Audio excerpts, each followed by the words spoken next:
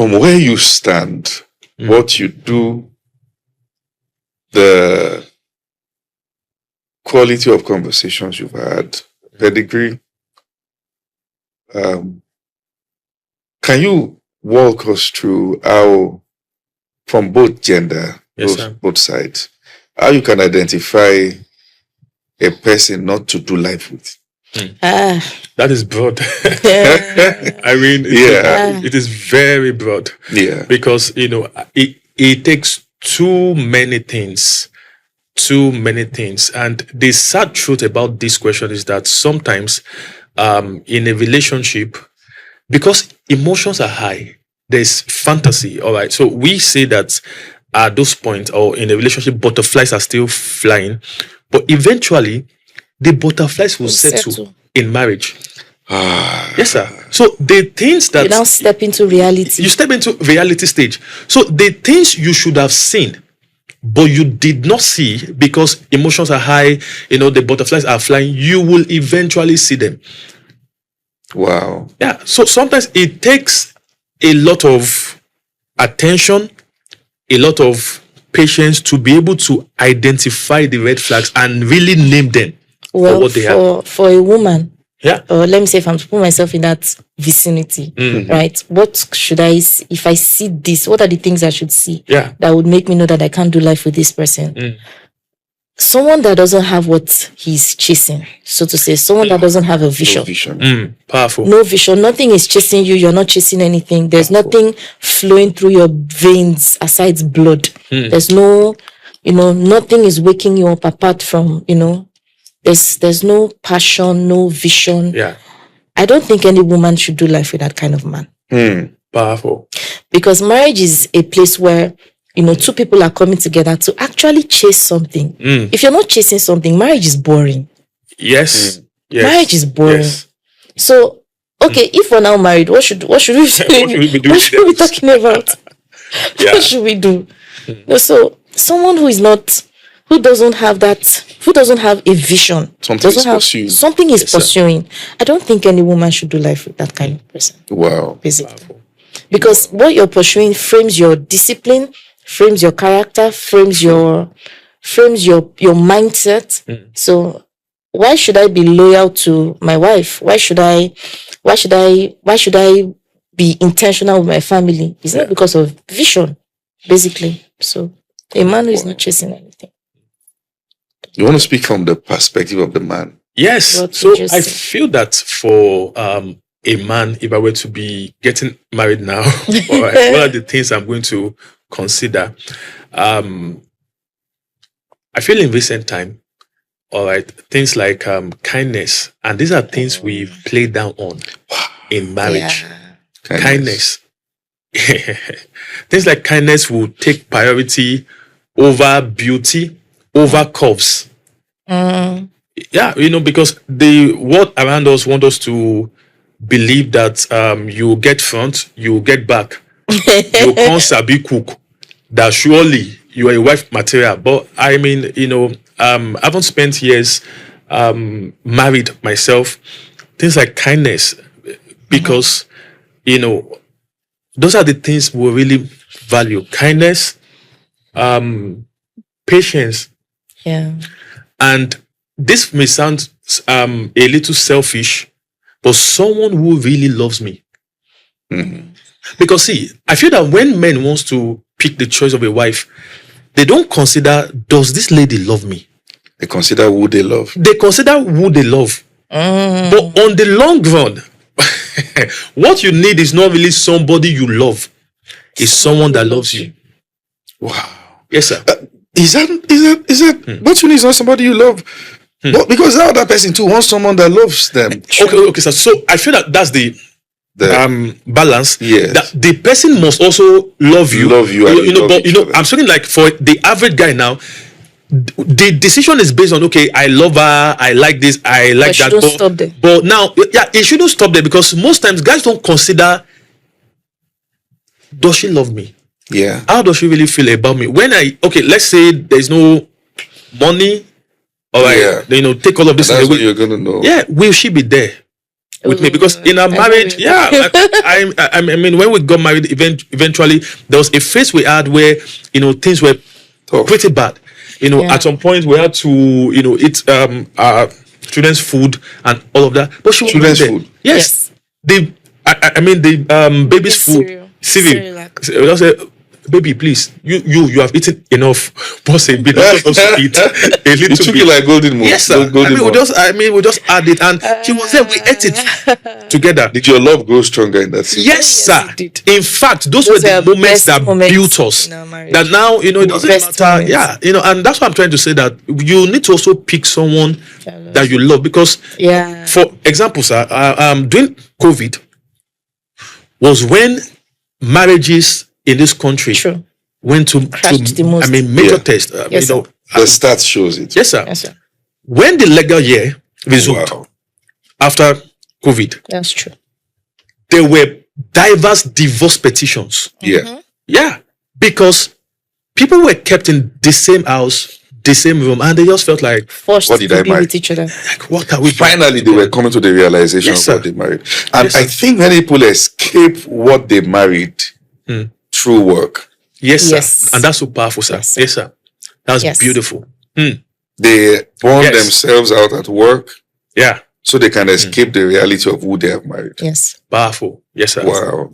Yes. Yeah. Wow. One of the first things that, the moment I saw that we're going to have you on Declassified, that I penned down to ask you. And I want to share a story behind this question. Okay.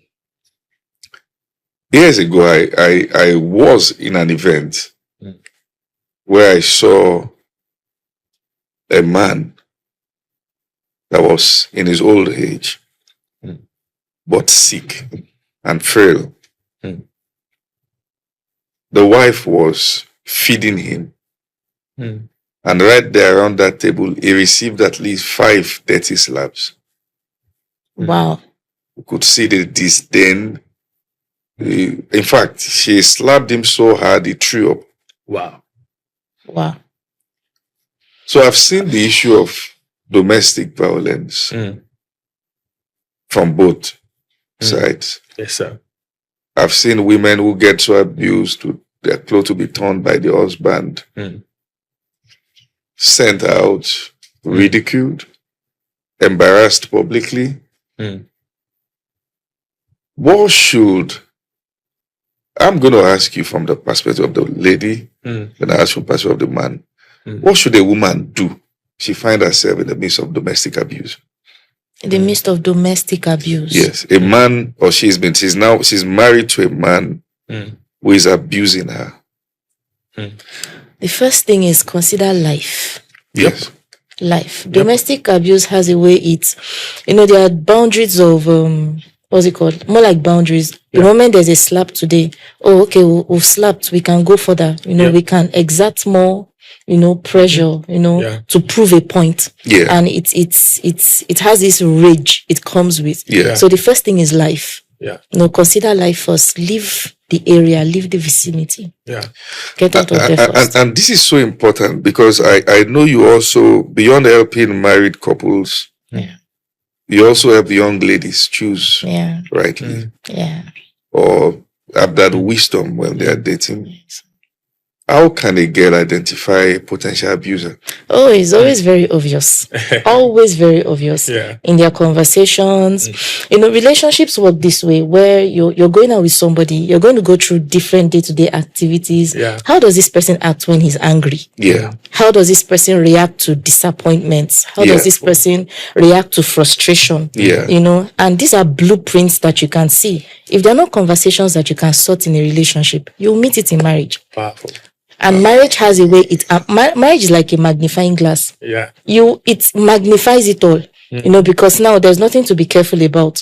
So everything you have seen in seedling or in seed form, you see it in harvest form in marriage. Powerful. So the signs are always there. Yeah, you want to contribute to that?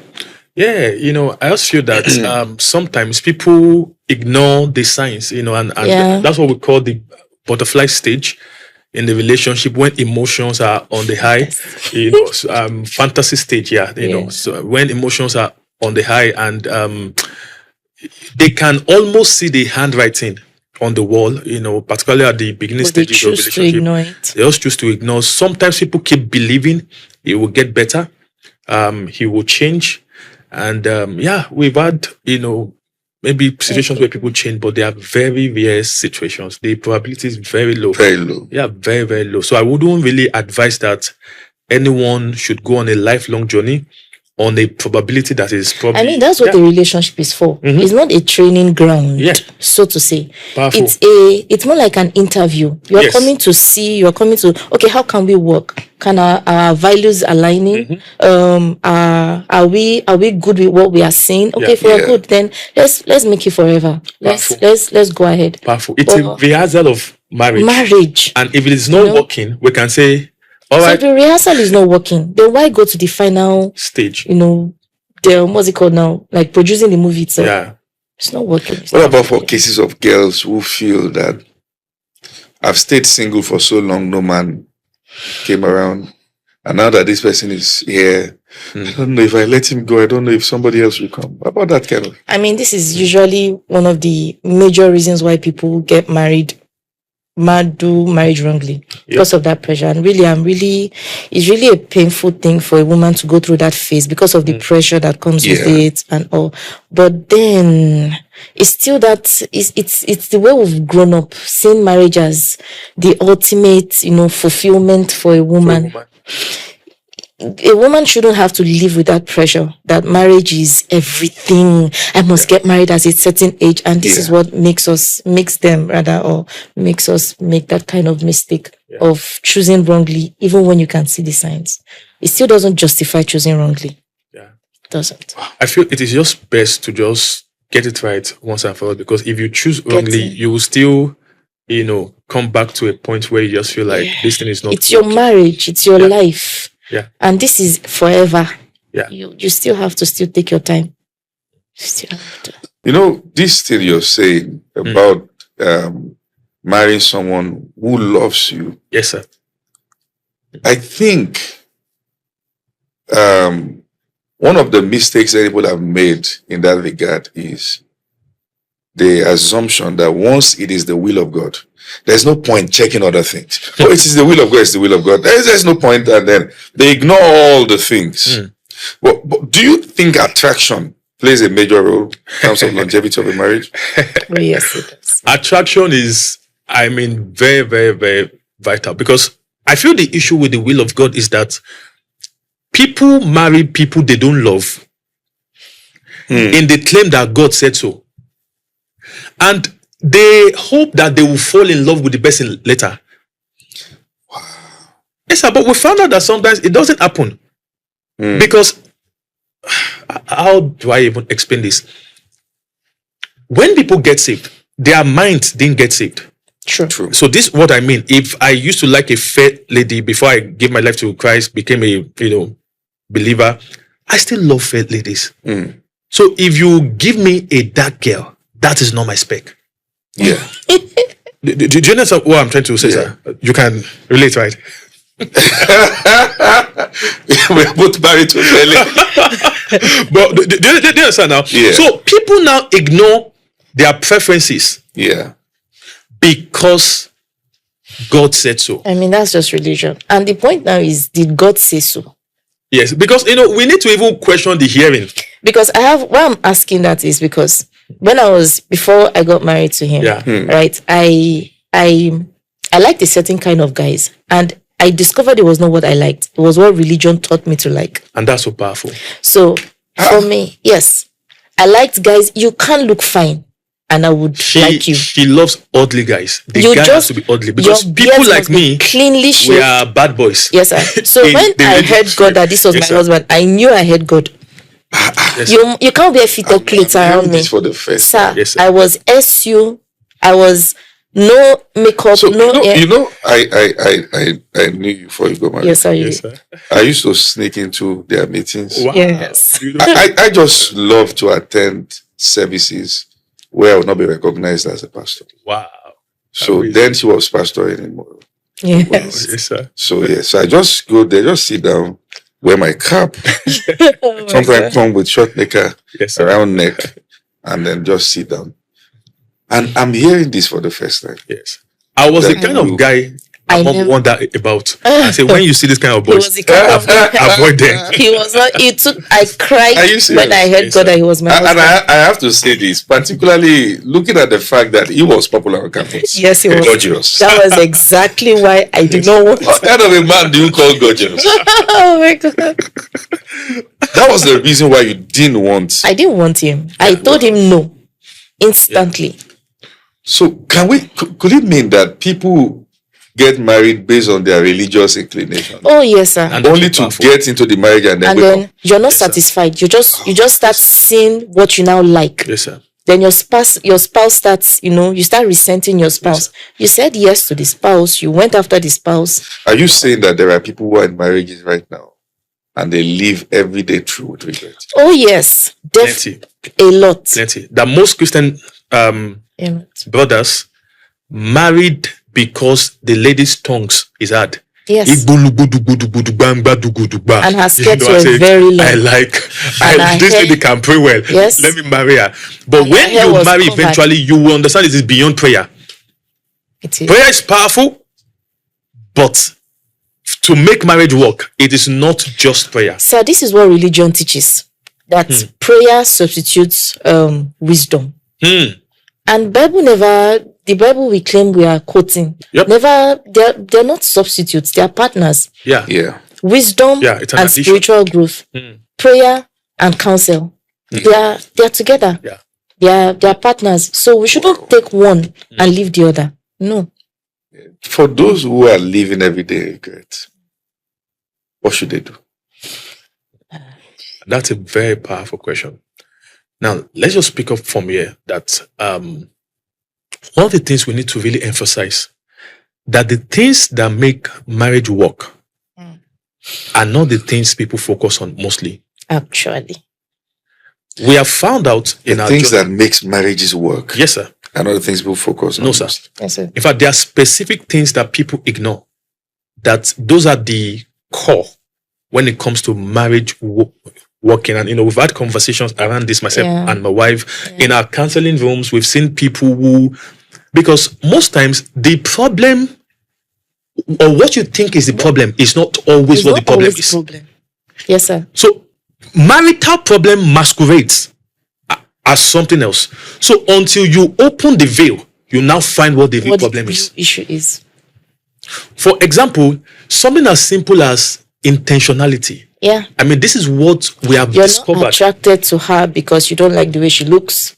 You don't like the way she dresses. You don't like the way she, she talks. Why can't you just tell her? Vulnerability. People don't want to be vulnerable. If you can't be vulnerable in marriage, you cannot get the best out of your spouse. You can't. You have to be vulnerable enough to look stupid. Yes. To telling your wife that I don't want you on cornrows. I want you on long wigs. And that's so powerful. Telling your husband, can you keep your beard some more? Can you wear body hugs? It's about the case of a man that has mouth to do. Oh yes, like I said, vulnerability. Who will be vulnerable at this point? Both of them. Both of them have to be vulnerable. Because the woman becomes careful because if I tell him, if she's too careful, she's going to stay in resentment. The attraction will start waning off. So she has to. There's always a better way to say something. Yes. And that would just lead us to a lot of other things. For example, what you said now, that there's a better way to say something, that will lead us to tone. That's something we found out has caused a major issue in marriage too, sir. That I can tell you, your food is on the dining. I can tell you, your food is on the dining. That what tone? Yeah. What affects how you feel with what I say is not really what I'm trying to say to you. It is how it was communicated. And these are the simple things that if we can just handle these things, I mean, the change will be drastic. It will be like night and day. Yes, sir. That I can tell you, baby girl, I'm going out. And I can say, baby girl, I'm going out. Oh. I'm going home. I'm going home. That one communicates love and understanding because of the tone, and the other can say, go if you want to go, just because of the way it was communicated. And that is communication. The person that the onus is on to communicate, to pass information, is on the sender, not the receiver. And that's so it is what you send that the person is receiving. Yes. So you are intentional with what you're sending. Yeah. You're checking your tone. You're checking your words. You're being empathic too. Like, okay, how would I want someone to say this to me? No. And these are these even places where you even say it. Yes, I feel these are the foundational things that couples must understand.